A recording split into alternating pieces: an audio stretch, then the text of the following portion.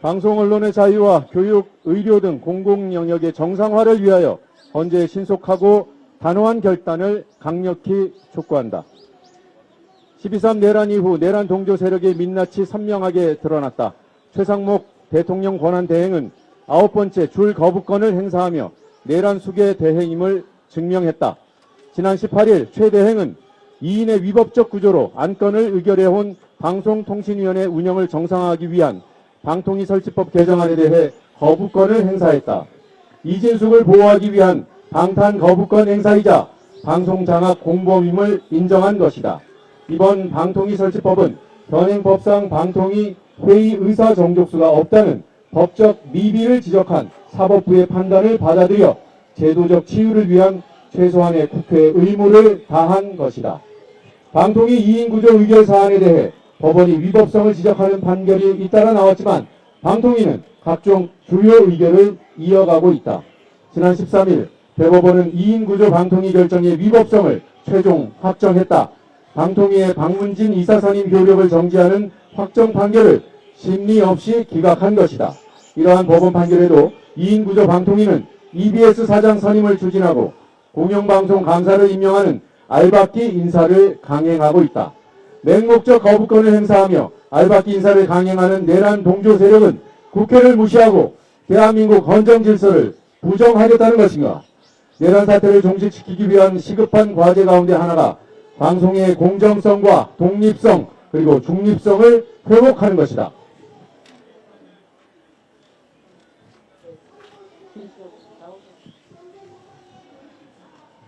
내란 동조 세력이 방송과 언론을 무력화하는 동안 교육 분야에서도 국민적 실망과 분노가 커지고 있다.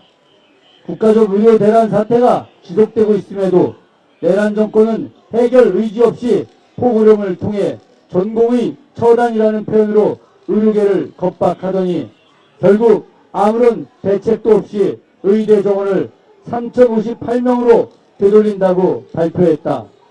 국민과 의료계 누구도 이익을 얻지 못한 채 15개월이라는 시간이 허비된 것이다. 학생, 학부모, 그리고 의료계 현장의 의견 수렴 없이 의실에서 의대정원 숫자를 들쑥날쑥 제시하다가 결국 사회적 합의를 무시한 채 결정을 계속 미뤄 의대정원 확대는 시민의 생명권과 직결된 중차원 사안이기에 국회 교육위원회는 공정하고 투명한 절차 속에서 국민의 뜻을 최우선으로 고려해야 한다고 거듭 강조해왔다. 그러나 내란 동조 세력의 불합리하고 비논리적인 반대와 억지는 결국 우리나라를 휘청거리게 만들었고 결정 과정은 오락가락이라고 하는 비판을 면치 못했다. 여기에 더해 김건희 논문 표절 사건은 대한민국의 학문윤리와 연구윤리를 뒤흔드는 중대한 사안임에도 불구하고 김건희 방탄을 위해 축소 은폐하려 했고 이에 국민적 공분을 샀다. 김건희 논문에 대한 철저한 검증과 진상규명은 학문 공동체의 명예를 지키고 대한민국 교육계 전반에 대한 국민적 신뢰를 회복하는 핵심 과제이다. 더불어민주당 국회교육위원회가 이에 대한 강력한 진상조사와 재발방지 대책을 요구해왔음에도 내란 동조자들은 무책임한 태도로 일관하며 국민적 분노를 외면하고 있다. 결국 내란 수괴 윤석열 정권이 이끄는 현 정부의 언론 교육 전반에 대한 무책임은 대한민국 헌정 질서에 대한 심각한 도전이며 국민 주권주의에 대한 위협이다. 방송뿐만 아니라 교육정책 전반에서 벌어지는 무계획적, 불투명, 불합리한 행태를 끝낼 수 있는 유일한 길은 윤석열의 파면뿐임을 다시 한번 강조한다. 헌법재판소는 내란 수괴 윤석열에 대한 선고기를 조속히 잡고 윤석열을 즉각 파면해야 한다. 방송 언론의 자유와 교육, 의료 등 공공 영역의 정상화를 위하여 헌재의 신속하고 단호한 결단을 강력히 촉구한다. 2025년 3월 22일 국회 과학기술정보방송통신위원회 교육위원회 소속 더불어민주당 위원 일동.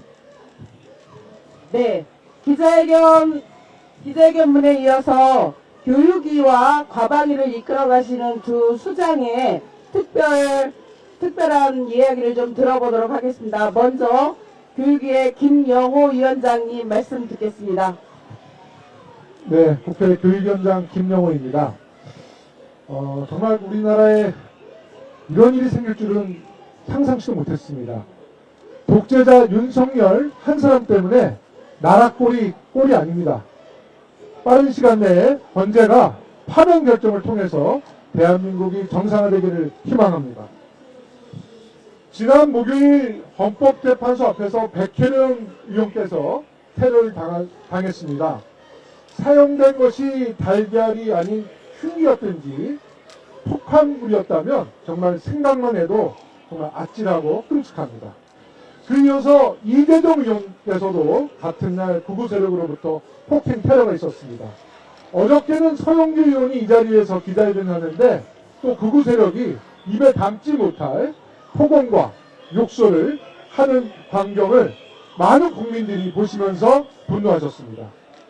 경찰이 지켜보고 있는 상황에서 국회의원의 폭행 테러를 당한 것을 보면 정말 국민들이 얼마나 무서운 고통을 당하고 또 공포스러운지 또 우리 학생들의 안전은 얼마나 취약한지 가늠해 보게 됩니다. 폭행뿐만 아닙니다. 한 달 넘게 헌법재판소 인근에서 내란 지지자들이 주변 학생과 일반인을 대상으로 폭언과 욕설 테러를 이어가고 있습니다. 우리 학생들의 안전을 위해 조속한 대책 마련이 시급한 이유입니다. 저는 국회 교육위원장으로서 정근식 서울시 교육감에게 탄핵 선거일 전후에서 헌법재판소 광화문 일대 한남동 대통령 관저 인근 학교 주변 위험 요소를 확인하고 선제적인 대응책 마련을 할 것을 요청했습니다. 그리고 서울시 교육청으로부터 탄핵 선거 이후 학교 휴업과 사전 대응반, 통학 안전반, 사후 처리반 운영을 하겠다는 보고를 받았습니다. 아울러 인근 스쿨존에서는 폭력적인 집회 시위를 원천적으로 금지하는 법 개정안 마련도 검토 중입니다. 우리의 미래, 학생들은 언제 어디서나 안전해야 합니다.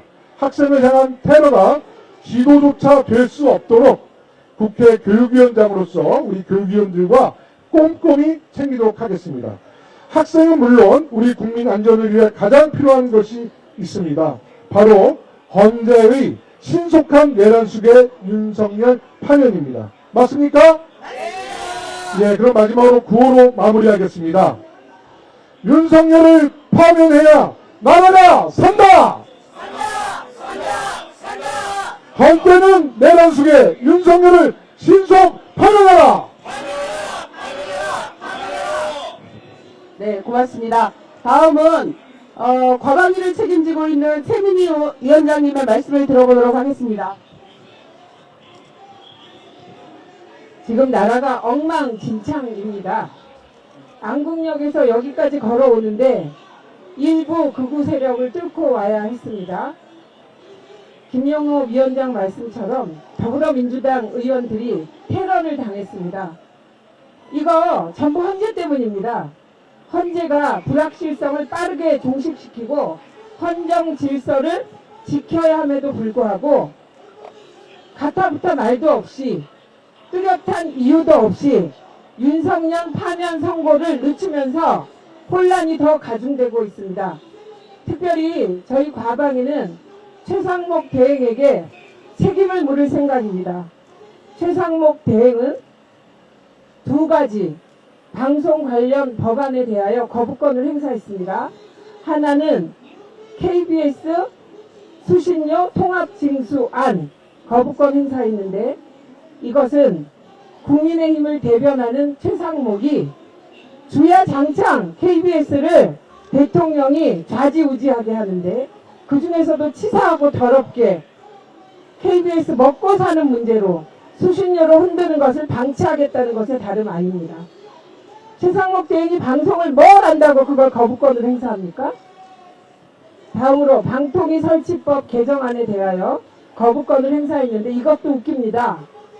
현재 방통위는 대통령과 국회가 같이 임명하는 5명이 합의제로 운영되어야 함에도 불구하고 대통령이 임명한 방송 장악 용병 2명에 의해서 운영되고 있습니다. 그래서 방통위가 중요한 결정을 하려면 최소한 민주주의 일반 다수결 원칙에 의해서 3명이 있어야 회의를 개의할 수 있다.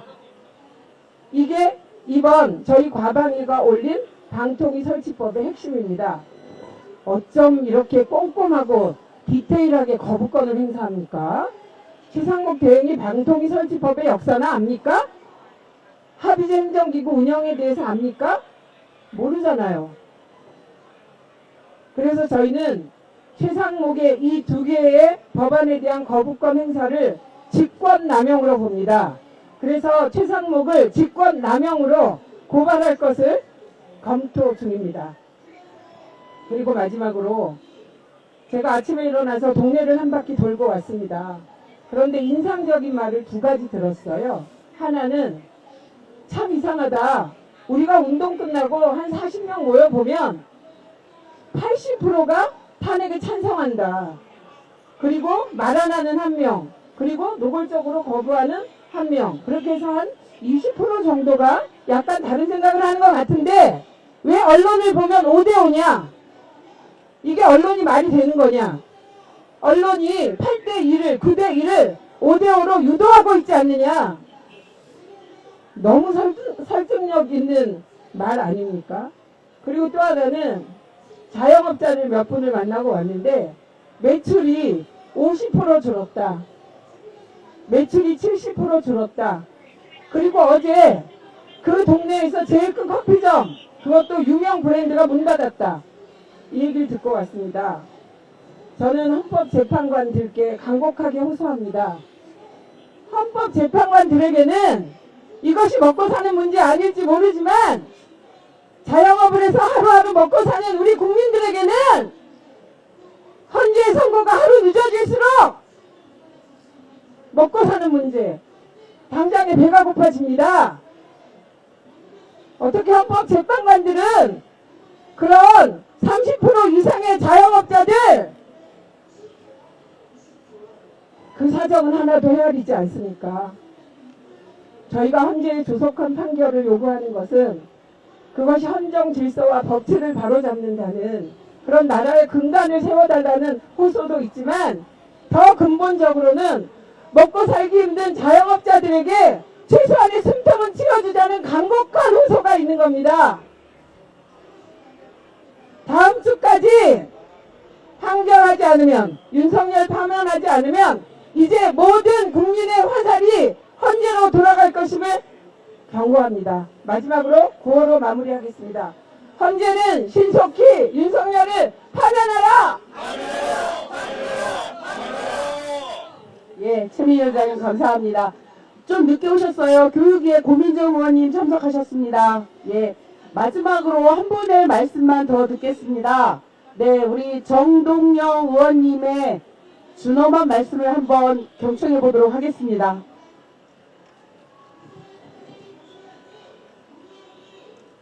헌법재판소는 대한민국의 최고 법원입니다. 미국의 대법원장은 한국의 대법원장을 만나지 않습니다. 왜냐하면 한국의 대법원은 헌법에 대한 재판 권한이 없기 때문입니다. 미국 대법원장의 카운터파트는 헌법재판소장입니다. 헌법 없이 대한민국은 없습니다. 대한민국이 있기 때문에 헌법재판소가 있습니다. 온 국민이 아우성입니다. 국민이 목마릅니다. 이제 끝날 때를 지나쳤습니다. 다음 주를 넘기면 비상한 사태가 발생할 것입니다. 이제 헌법재판소는 대한민국의 헌법을 지키는 최후의 보루로서, 민주공화국을 지키는 최후의 보루로서 다음 주 우리 국민들에게 발 뻗고 잘 수 있는 공간을 만들어 주시기를 간곡히 원합니다. 헌법재판관님들은 법기술자가 아닙니다. 헌법의 가치를 사유하는 사람들입니다. 헌법의 가치는 무엇입니까? 인간의 존엄, 헌법의 존엄, 그리고 우리 국민들의 평온한 일상을 지켜주는 그것이 헌법의 가치입니다. 헌법의 가치를 사유하고 사는 헌법재판관님들께서 민주공화국 대한민국을 다음 주 구출해 주실 것을 간곡히 요청합니다. 윤석열을 파면하라! 감사합니다. 저희가 시간이 조금 더 쓸 수 있는 시간이 좀 있나 봅니다. 그래서 우리 조인철 의원님 발언, 네, 발언. 안녕하십니까. 우리서 일단 구호로 먼저 시작하겠습니다. 국민의 명령이다. 윤석열을 즉각 파면하라. 파면하라. 파면하라. 현재는 100일이 넘었습니다. 평일을 하고 있는 게. 100일이 넘는 동안 국민들은 죽어가고 있습니다. 민생은 죽어가고 있고, 대한민국 국격은 실격이 나날이 떨어지면서 대한민국 무역, 경제, 수출 모든 것이 하락하고 있습니다. 우리 윤석열 대통령 조속히 파면해 주시기를 우리 헌법재판관님들께 부탁드립니다. 헌법재판관님들 더 자고 우면 하실 일이 없습니다. 이미 우리는 모든 국민이 다 알고 있습니다. 윤석열 대통령이 무슨 짓을 했는지, 그것이 무엇이었는지, 내란이었는지 다 알고 있습니다. 다 알고 있는, 모든 국민들이 다 알고 있는 것을 왜 헌법재판관들만 자고 우면하고 있습니까? 다음 주까지는 반드시 파면해 주시기 바랍니다. 그거 마무리하겠습니다. 윤석열 즉각 파면하라! 파면하라! 파면하라! 파면하라! 예, 조인철 의원님 수고하셨습니다. 다음 두 분만 더 들어보겠습니다. 저희 교육위에 고민정 의원님 잠깐 앞으로 이렇게 나오시는 게 좋을 것 같은데요. 예. 다음은 황정 의원님 준비해 주시기 바랍니다. 네, 반갑습니다. 더불어민주당 교육위 위원 고민정입니다. 지금 이곳 광화문 일대에 보이시는 여러분들, 대한민국의 모습을 보면서 많이 착잡하실 겁니다. 그러나 걱정되는 것은 이곳 광화문에서만의 모습만은 아닐 겁니다. 지금 대한민국 곳곳이 다 몸살을 앓고 있습니다. 소상공인들은 앞서 많은 의원님들께서 말씀 주셨지만 실제로 먹고 사는 문제가 너무나 힘듭니다. 근데 심지어 힘들다는 얘기도 못하고 있습니다. 이렇게 나라가 이 지경이 됐는데, 그리고 계엄을 저지른, 내란을 저지른 자를 끌어내리지 못하고 있는데, 그래서 국민들이 추운 길거리로 나가고 있는데, 이 상황에서 나 먹을 거리 얘기하는 것조차 미안해 하십니다. 이게 이럴 일입니까? 그들의 먹을 거리를 챙기고 잘 살 수 있도록 만들어야 되는 것은 응당 정치가 해야 될 역할입니다. 그리고 우리 모든 국민들이 함께 힘을 모아서 도와줘야 될 일입니다. 그런데 지금 주위에서 보면 나라를 살리고 나라의 기틀을 마련하게 해야 되겠다는 사람들은 온통 다 미안해하고 괴로워합니다.